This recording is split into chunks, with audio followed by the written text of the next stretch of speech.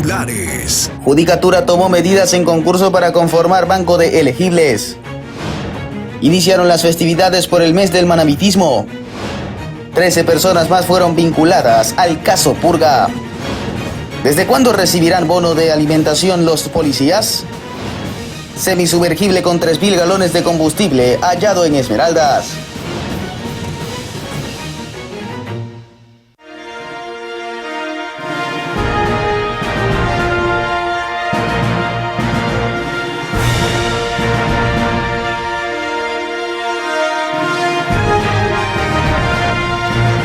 Hola, ¿qué tal? Bienvenidos a este lunes 3 de junio y desde ya deseándoles una excelente semana laboral a todos. Entre las informaciones del mundo, 13 hombres, entre esos un ecuatoriano, quienes eran víctimas de explotación laboral en un barco de Costa Rica, fueron rescatados. Buenos días, aquí iniciamos nuestro espacio informativo. Y les contamos que la Fiscalía General del Estado vinculó a 13 personas más por el delito de delincuencia organizada dentro del caso Purga. Uno de los vinculados intentó huir del país.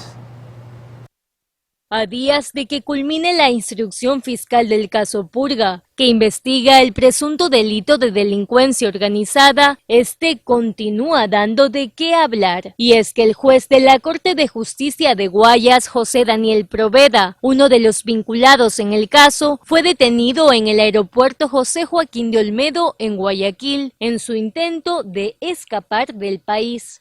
Las autoridades dispusieron su movilización a la Fiscalía de Quito. Proveda consta en la lista de las nuevas 13 personas que Fiscalía vinculará en el caso, donde también aparecen 11 funcionarios judiciales y 2 oficiales del Ejército. La audiencia de vinculación se llevará a cabo este lunes 3 de junio, desde las 17 horas en la Corte Nacional de Justicia. Horas antes, Mayra Salazar y Daniel Salcedo brindarán su testimonio anticipado por esta causa, como testigos protegidos. Yanis Andrade, Noticias Oromar.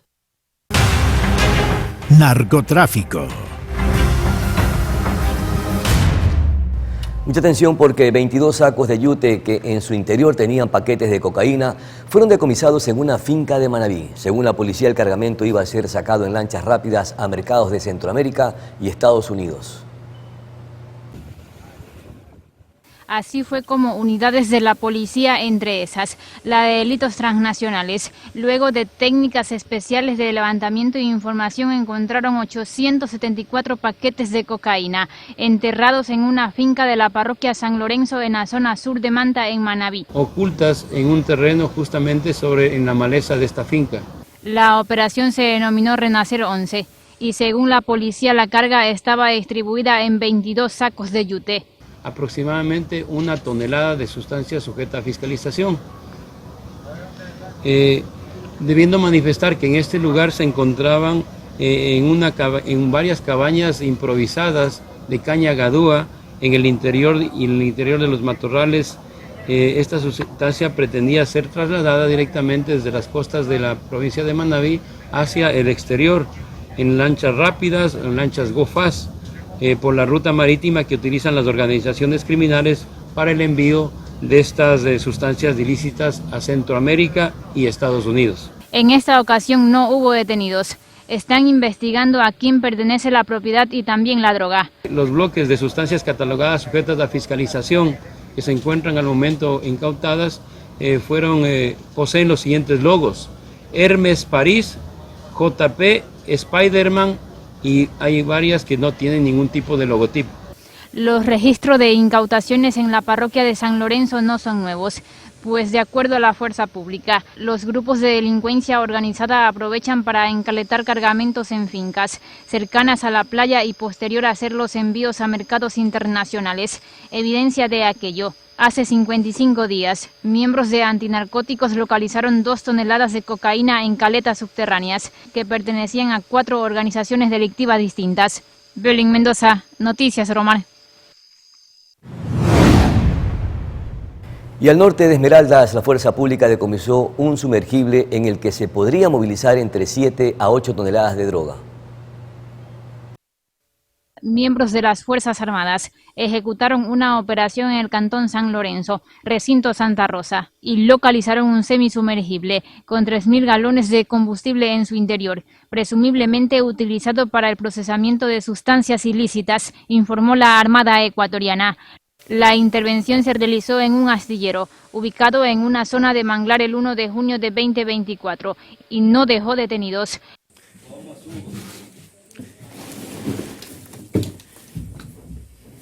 Asimismo, se encontró víveres, con los que podrían abastecerse entre 5 a 6 días de operación.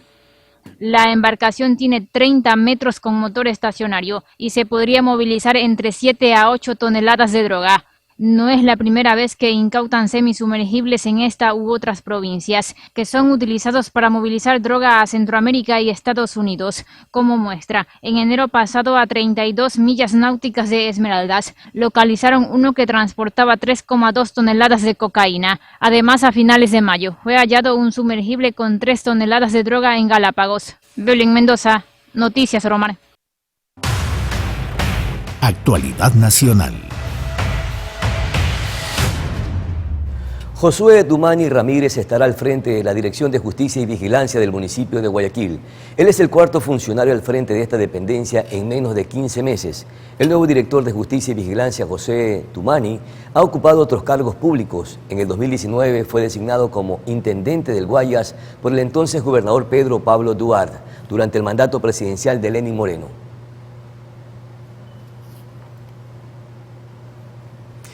Y ahora cambiamos de tema. La fase de postulación del concurso para conformar los bancos elegibles de la carrera judicial y jurisdiccional a nivel nacional se cumplirá entre este 3 y 18 de junio. Ante esto, la Judicatura tomó medidas para asegurar la equidad de oportunidad para los postulantes, tales como que los servidores de nivel jerárquico superior, cuyos cargos son de libre remoción, deberán poner su cargo a disposición, mientras que los servidores de la Judicatura que aspiren a postular al concurso y no pertenezcan al nivel jerárquico superior deberán dejar constancia de su interés previo a proceder con su postulación. El presidente Daniel Noboa mantuvo una conversación con su homólogo Nayib Bukele sobre las estrategias de seguridad que cada país ha puesto en marcha. Esto en el marco de la investidura de Bukele.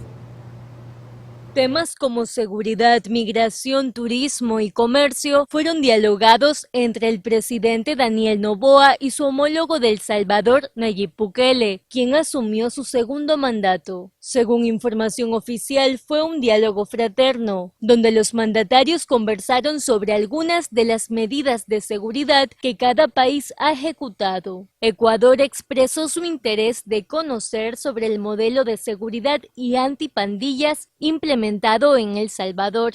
Otra cosa que se discutió es también el empleo juvenil y cómo encontrar soluciones para poderle dar opciones a nuestros jóvenes. Pero conversamos más que nada de vivencias de cada uno y de qué es lo que nos ha pasado, qué es lo que nos hace similares, qué es lo que nos diferencia. Según el decreto oficial 286, la comitiva de este viaje incluyó a 5 funcionarios, como la canciller Gabriela Sommerfeld. Esta agenda se llevó a cabo en el marco de la investidura de Nayib Bukele, presidente de El Salvador.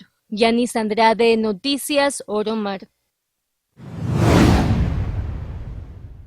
La empresa proveedora de alimentos para los presos, La Factoría, suspendió su servicio desde el 1 de junio en las prisiones de la ciudad de Guayaquil, donde se encuentra el mayor complejo carcelario del país, con unos 12.600 reos en su interior. La Factoría ya había cancelado el servicio en cárceles en 8 de las 24 provincias del país, agregándose en esta ocasión Guayas, y este domingo explicó a través de un comunicado que la causa de esta decisión radica en la falta de pagos por parte del Estado ecuatoriano, pues según dio a conocer, los valores pendientes alcanzan a 30 millones de dólares. Ahora les contamos que las policías en servicio activo recibirán un monto de $198 por concepto de su alimentación diaria en su remuneración mensual. Así lo anunció el Ministerio de Trabajo a través de un comunicado donde detalló que efectuará el control de la aplicación de la resolución y en caso de incumplimiento informará a la Contraloría General del Estado para que se determinen las responsabilidades. Dicho monto equivale al 25% del costo de la canasta básica.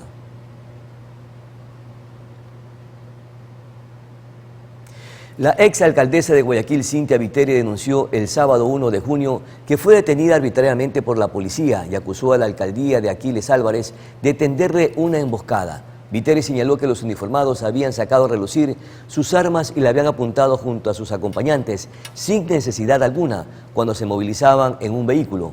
Por su parte, la municipalidad del puerto principal respondió que no se trató de ninguna emboscada, sino de un procedimiento legítimo que fue solicitado por la DINASET y que seguramente EPE colaboró con el procedimiento. En otro tema, la Organización de Países Exportadores de Petróleo y sus aliados prolongará los recortes de la producción de crudo hasta el 31 de diciembre de 2025. Los 22 miembros de la OPEP+ acordaron el domingo prolongar los recortes de la producción de crudo para sostener los precios en un contexto de incertidumbre económica y geopolítica y sus 10 aliados encabezados por Rusia. El grupo prolongará el nivel de producción hasta el 31 de diciembre de 2025.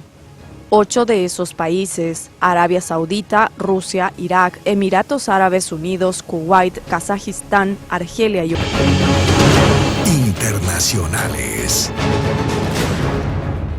Y México hace historia luego de que sus votantes eligieran a su primera presidenta mujer. Israel sigue luchando contra Hamás y bombardeó varios sectores de la Franja de Gaza este domingo. Israel mantuvo la presión el domingo sobre la Franja de Gaza en su lucha contra el grupo islamista Hamás. El ejército israelí concentra sus operaciones en la ciudad de Rafah, fronteriza con Egipto, donde según Tel Aviv se encuentran los últimos batallones de Hamás. Cerca de 1 millón de personas huyeron ante el avance de las tropas israelíes hasta el centro y el oeste de Rafah, en medio de una catástrofe humanitaria según la ONU. Mientras tanto, el gobierno de Israel aseguró que ya está evaluando una alternativa de gobierno a Hamás en Gaza, una vez finalizada la guerra. Estas dos acciones, la operación militar por un lado y la habilidad de cambiar el gobierno por otro, nos llevarán a alcanzar nuestros dos objetivos importantes de esta guerra, la destrucción del régimen de Hamás y su poder militar, así como el retorno de los rehenes. En cualquier etapa, en cualquier proceso para terminar esta guerra, no aceptaremos un gobierno de Hamás en Gaza. Qatar, Estados Unidos y Egipto, mediadores en el conflicto, exhortaron el sábado a Israel y a Hamás a ultimar el acuerdo de tregua basado en un plan expuesto por el presidente estadounidense Joe Biden. El plan de 3 fases empezaría con una tregua que incluiría la retirada de las tropas israelíes de las zonas pobladas de Gaza por 6 semanas y la liberación de algunos rehenes en manos de Hamás a cambio de presos palestinos. El cese el fuego temporal podrá volverse permanente si continúan las negociaciones para la liberación del resto de rehenes y la retirada completa del ejército israelí.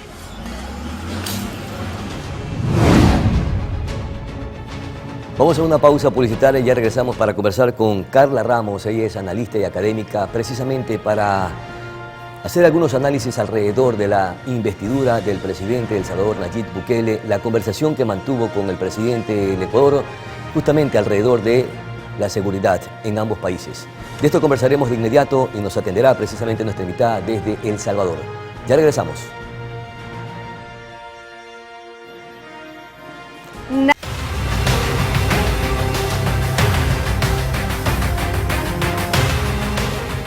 Y las muertes violentas continúan en provincias como Manabí, El Oro y Sucumbíos. En uno de los casos, un policía fue asesinado al estilo sicariato.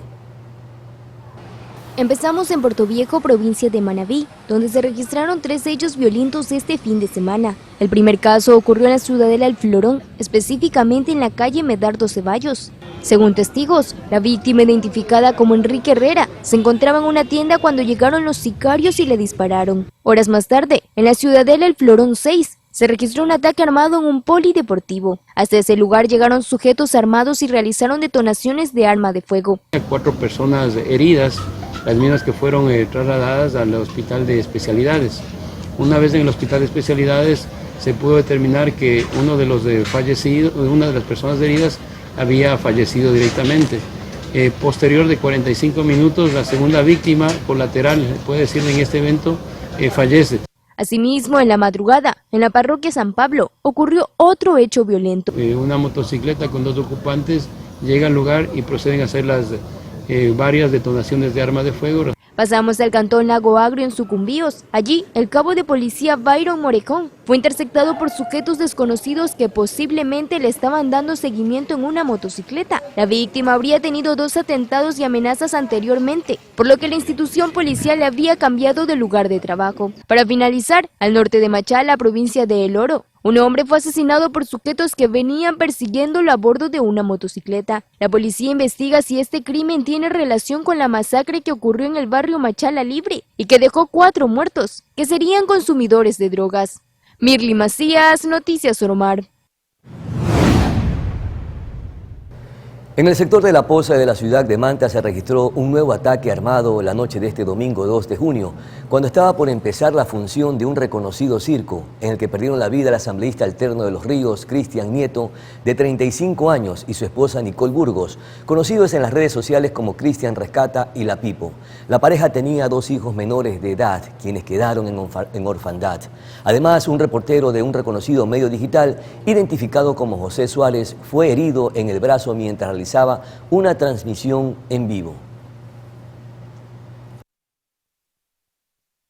Y lamentablemente aproximadamente a las 19:30 en el sector de La Poza, lamentablemente existe una muerte violenta. Una vez que se hacen las verificaciones, justamente cuando se encontraban ingresando a un espectáculo en el circo, la persona fallecida, quien se encontraba en la puerta principal de ingreso, haciendo la verificación de los tickets y boletos para el ingreso, y a la vez realizando algún tipo de comentario justamente para que todas las personas ingresen al espectáculo. Momentos en los cuales se puede, según versiones, manifiestan que de la parte interna salen 2 personas encapuchadas con tapadas el rostro, las mismas que realizan varias detonaciones de arma de fuego en contra de la humanidad de este señor, de este individuo. Hasta el momento tenemos 2 personas fallecidas, sería el esposo y la esposa, justamente el señor Cristian Nieto y la esposa de apellido Burgos. El señor Cristian Nieto se encuentra en el momento en la clínica de Los Esteros, donde lo encontramos al momento, y la esposa lamentablemente también, que se encuentran fallecidas. Como 2 personas se encontraban salieron desde la parte posterior donde se encontraba el individuo, quienes realizaron varias detonaciones. Posterior de eso salieron a la vía principal y se embarcaron en un vehículo, el mismo que fue localizado en el sector de Los Artesanos, completamente incinerado. Y en este preciso momento se acaba de confirmar que en este ataque había cobrado también su 3ª víctima mortal la madrugada de este lunes, tras confirmarse el deceso de un joven identificado como Steven Leandro Mendoza Reyes, de 24 años de edad, quien acudió a la función del circo en compañía de su esposa. Lamentable.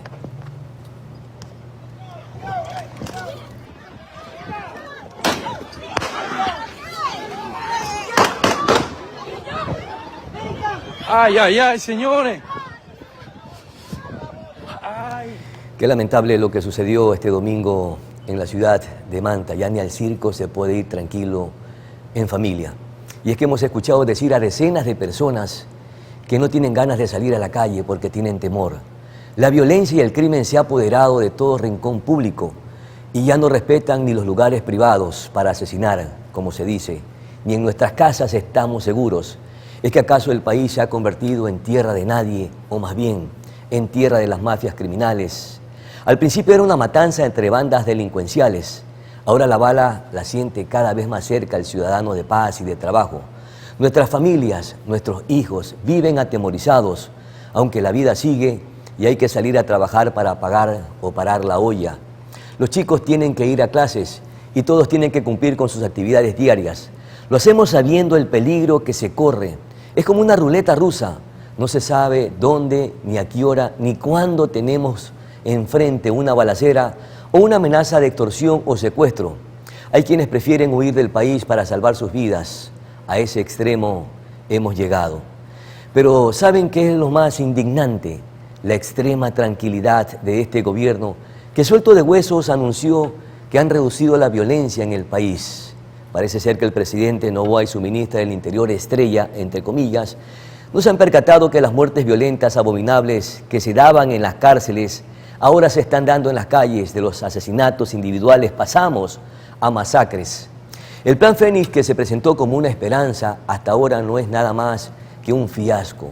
Que los estados de excepción son solo un saludo a la bandera. Más bien los ecuatorianos nos sentimos desprotegidos. Sorprende que el presidente Daniel Noboa asegura que en los primeros 5 meses de su gobierno le ha devuelto la paz a los ecuatorianos. En realidad, no entendemos qué país o en qué burbuja vive el actual mandatario. Lo cierto es que ha decretado un nuevo estado de excepción que está vigente en las provincias de Los Ríos, Guayas, Santa Elena, Manabí, El Oro, Sucumbíos y Orellana, en donde supuestamente el crimen organizado se ha enquistado. Veamos qué sucede esta que usted le llama la segunda fase, señor presidente, porque la primera solo nos ha dejado más sangre, violencia y terror. Vamos a la pausa, ya regresamos.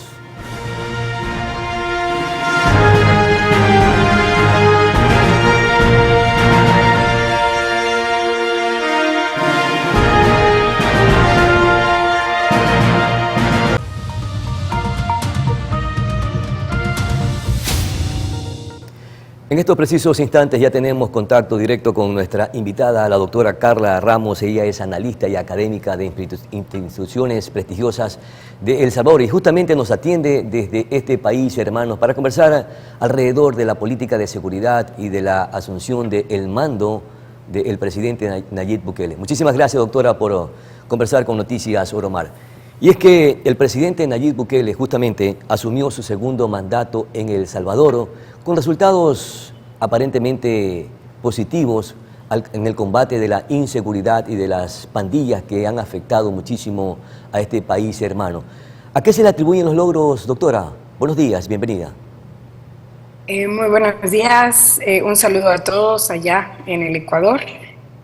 Bueno, respecto justamente a su pregunta, hay varios elementos a los que se le atribuyen específicamente. Hay un alto porcentaje de personas que están dando la respuesta a esta pregunta en términos de seguridad. Es decir, consideran, y aquí en esta entrevista voy a hacer mucho eco a datos que tenemos acerca de la evaluación ciudadana del 4º año de gobierno del presidente, que en este caso fue hace un año, ¿verdad? Y son este mismo grupo de personas que llegó el sábado a la asunción presidencial.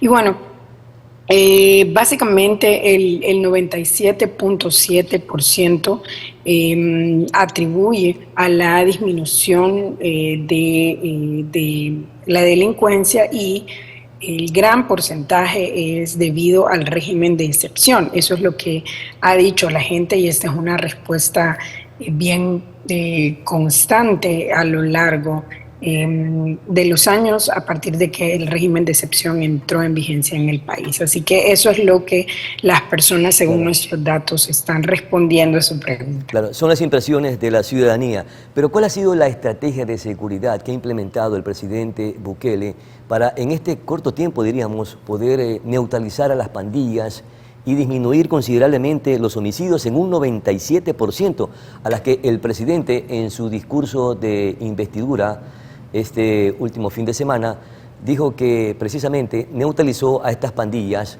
que eran consideradas también gobiernos paralelos? Bueno, hay varios elementos, ¿verdad? Uno, como les digo, tiene este componente de darle mucha relevancia a la acción militar. Esto llámese cercos militares en distintos municipios, también tiene que ver con el régimen. Es importante decir que el régimen de excepción tiene una particularidad, ¿verdad? Y es que este régimen lo que hace es captura a personas que consideran la persona que lo está capturando que es delincuente e inmediatamente no tiene un juicio. Es decir, va directo a en este caso a las cárceles, y también hablando de las cárceles, otro elemento que también ha sido, creo que notorio a nivel nacional e internacional, y es que es la construcción de una cárcel de máxima seguridad, que acá se llama SECOT, digamos en sus siglas más, en sus siglas, que es básicamente una cárcel donde no se le permite el acceso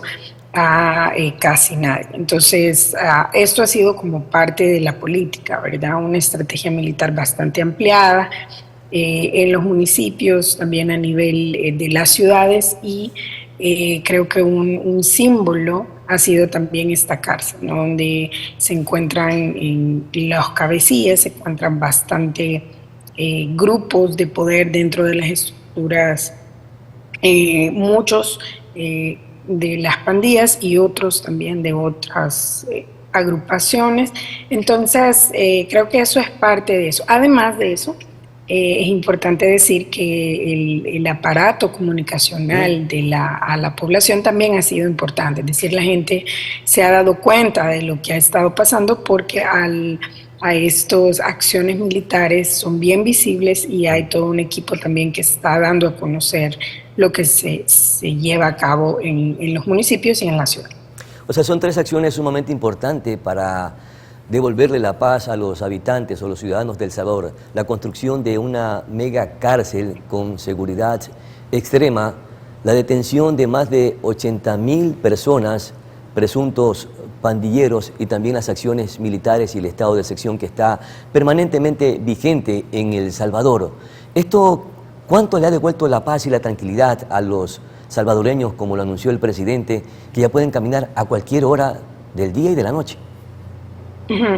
Bueno, sin duda alguna, eso especialmente en las zonas que eran más afectadas, ¿verdad?, por estas estructuras delincuenciales, pues se vive. O sea, es un clima bastante más, distinto, ¿no? O sea, es decir, la gente que tenía una tienda y ya no la rentan era, digamos, lo que las pandillas cobraban a las personas que tenían algún tipo de comercio, ya sea pequeño o grande. Entonces eso, por ejemplo, ha disminuido muchísimo. También el hecho de que sí, la gente puede salir y volver, las personas que conducen en los vehículos pueden entrar a las zonas que antes no se podían, los taxistas, claro. Es decir, sí es cierto que se nota, ¿no? Ahora, también es importante que maticemos, ¿verdad? Las personas siguen viendo elementos como, por ejemplo, robos de celulares. En esta encuesta que les menciono del Instituto de Opinión Pública, mencionan que el 83% ha visto que a alguien le roban un celular, o que... O sea, son actos delictivos un poco menores a lo que se suscitaban en otros tiempos. Pues sí, sí, pero en términos quizá solo para matizar, ¿verdad? Es decir, claro. Sí. O sea, no es que hay una paz total, sino que también hay actos todavía o hay resquicios de violencia o de actividades ilícitas. Oiga, pero ¿cómo operaban? Porque básicamente los enemigos o quienes estaban promoviendo actos delincuenciales en El Salvador justamente son las denominadas pandillas. ¿Cómo operaban o cómo están operando todavía las que están todavía en las calles? Bueno, periódicos importantes, investigaciones, por ejemplo la del Faro, que está diciendo que las pandillas han sido desestructuradas, es decir, en términos de cómo se organizaban, ¿verdad?, previo al régimen de excepción. En ese sentido, sí hay una desestructuración. No operan de la misma manera. Es más, en muchos de los lugares, recuerden que alrededor de estas acciones hay como elementos más complejos, ¿verdad? Estas personas que están presas tienen familias que se han quedado en los lugares, tienen conocidos, pero... O sea, antes, por ejemplo, habían extorsiones, habían secuestros, ahora eso ya se disminuyó. Hay actividades delincuenciales menores o más leves. Exacto. Entonces sí, en las zonas más, digamos, más afectadas, ¿verdad? en las zonas de control de estos grupos sí hay una disminución bastante visible y la gente lo dice, ¿no?, acerca de cómo se siente al salir, cómo se siente al caminar en esos lugares.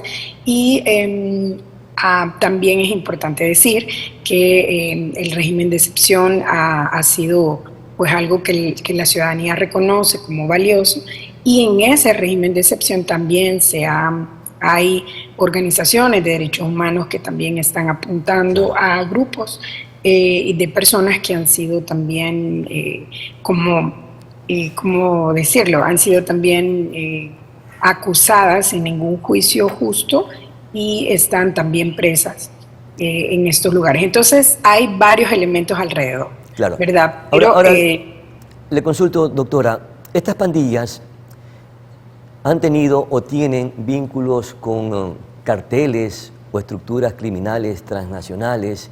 ¿Estas pandillas han utilizado operadores políticos o de justicia para enquistarse en el aparato estatal de El Salvador, como lo está sucediendo, por ejemplo, en el Ecuador? Sí, sería, creo que no muy responsable decir en qué nivel se están, pero hay investigaciones y yo les invito a que puedan leer, ¿verdad? Investigaciones como Factum, El Faro, también, que matizan mucho y que dan una perspectiva un poco más amplia en el sentido de cómo sí hay esto del crimen organizado a varias esferas, ¿no? Tanto una esfera política como al menudeo, al diario, ¿verdad?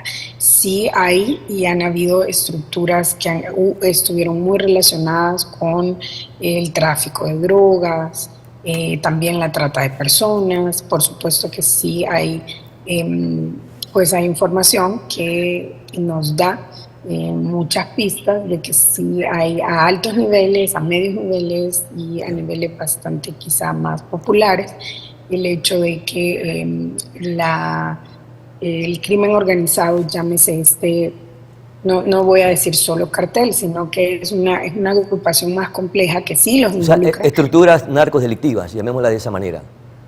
Sí, hay. Estas pandillas son los brazos violentos de estas estructuras transnacionales. Pero también ellos tienen su propia organización, es decir, es toda una alianza, digamos, han sido muy independientes, ellos han estructurado muy bien cada una y han actuado en conjunto cuando así lo han considerado. Entonces es importante que también darles, reconocer cómo funcionan, ¿no? Porque por ejemplo, el tráfico de drogas no ha disminuido, es decir, sigue constante. Obviamente ahora ha habido una reingeniería, ¿verdad?, por estos hechos. Claro, le consultaba esto porque en el Ecuador, lamentablemente, las mafias o las estructuras criminales mantienen de rodilla al país y han llenado de sangre las calles y las cárceles de nuestro territorio ecuatoriano, utilizando esas mismas o implementando esas mismas estrategias de seguridad que ha optado el presidente Nayib Bukele en El Salvador, ¿pudieran ser aplicables en nuestro país o son diferentes estructuras delincuenciales, criminales que están haciéndole daño a ambos países, a El Salvador y al Ecuador?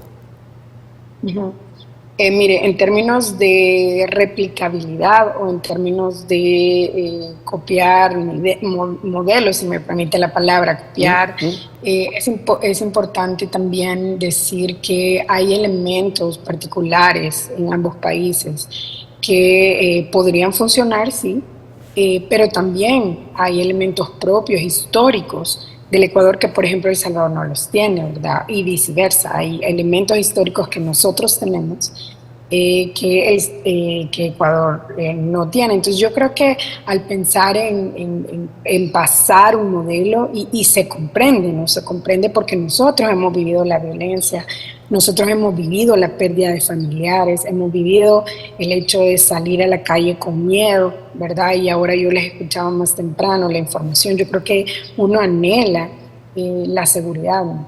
Entonces,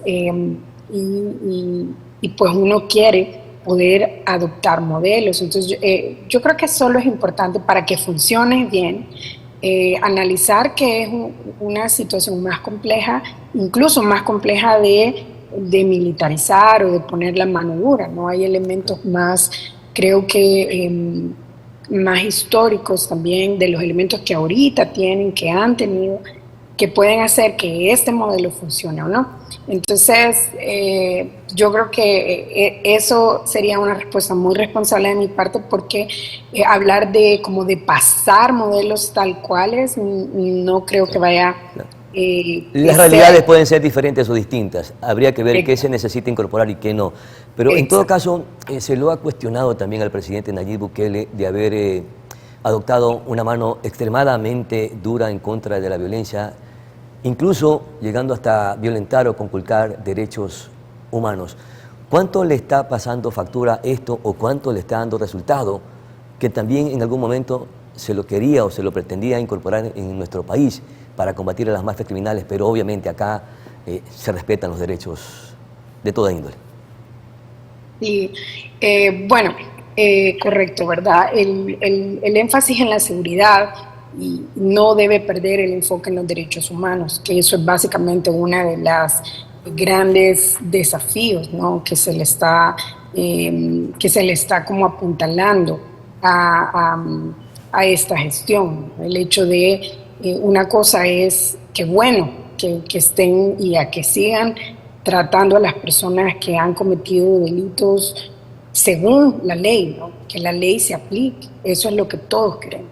Pero no se puede llevar a personas inocentes y tratarlas como culpables. Esa es también el gran llamado que están haciendo, muchas instituciones de derechos humanos, por los más de 30.000 personas que están presas sin haberse les dado la oportunidad de un juicio justo, ¿no? O de habérseles dado la oportunidad de defenderse según la Constitución. Entonces yo creo que estos matices son los importantes, estas como llamados de atención son los importantes. No podemos pagar inocentes por culpables, pero tiene que haber también se les tiene que tratar con dignidad, ¿verdad? Mucha gente está muriendo en las cárceles y mucha gente, no solo por el trato dentro de estos centros penitenciarios, sino que no se les da comida, no se les atiende cuando están enfermos, etc. Lamentablemente los derechos humanos a veces favorecen más al crimen organizado, a la delincuencia, que al mismo ciudadano de paz y de tranquilidad.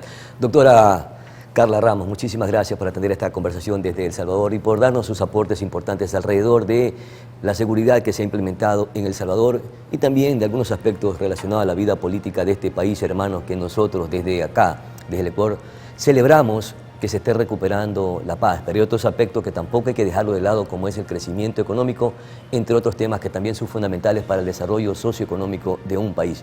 Y ojalá que también nosotros, en el Ecuador, más temprano que tarde, recuperemos la paz. A nuestra pausa publicitaria ya regresamos. Saludos, doctora. Gracias.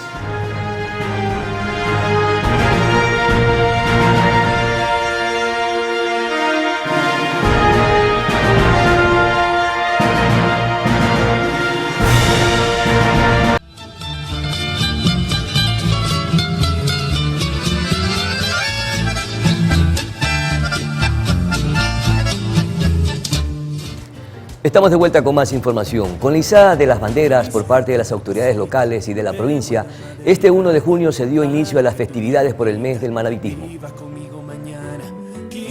Durante el mes de junio en Manabí se realiza una serie de eventos en conmemoración del 25 de junio de 1824, cuando fue la creación de la provincia. Dicho homenaje ha sido denominado como Manabí Bicentenario, 200 años de historia. Las festividades comenzaron en el templete de la avenida José María Urbina frente al Parque Eloy Alfaro de Puerto Viejo, donde se llevó a cabo el acto de izada de las banderas, en el que participaron los alcaldes de Manabí, autoridades civiles, militares, policiales y eclesiásticas de la provincia. Somos una tierra orgullosamente de cholos y montubios, que durante 200 años hemos forjado nuestra historia, nuestra identidad y nuestra grandeza, que está en la sencillez y la humildad de los hombres y mujeres manabitas. Durante todo junio se recuerda hechos que marcaron historia, como por ejemplo, el 5 de junio de 1864, la Alfarada, primera montonera alfarista que marcó el inicio de las luchas del general Eloy Alfaro Delgado. El 5 de junio de 1895, el triunfo de la Revolución Liberal. El 17 de junio de 1745 se recuerda el nacimiento en Jipijapa del cacique Manuel Inocencio Parrales Iguale, precursor de los derechos indígenas. Por su parte, el 25 de junio de 1824, la creación de la provincia de Manabí y de los cantones Portoviejo, Montecristi y Jipijapa. El 25 de junio de 1842, el nacimiento del expresidente y líder de la Revolución Liberal, el general Eloy Alfaro Delgado. El 25 de junio de 1954, el inicio de las labores de la Universidad Técnica de Manabí, la UTM. Junio fue declarado como mes del manabitismo en marzo del 2004 por la Corporación Provincial de ese entonces. La celebración de la provincialización se estableció mediante ordenanza provincial el 2 de junio de 1987. Mirly Macías, Noticias Oromar.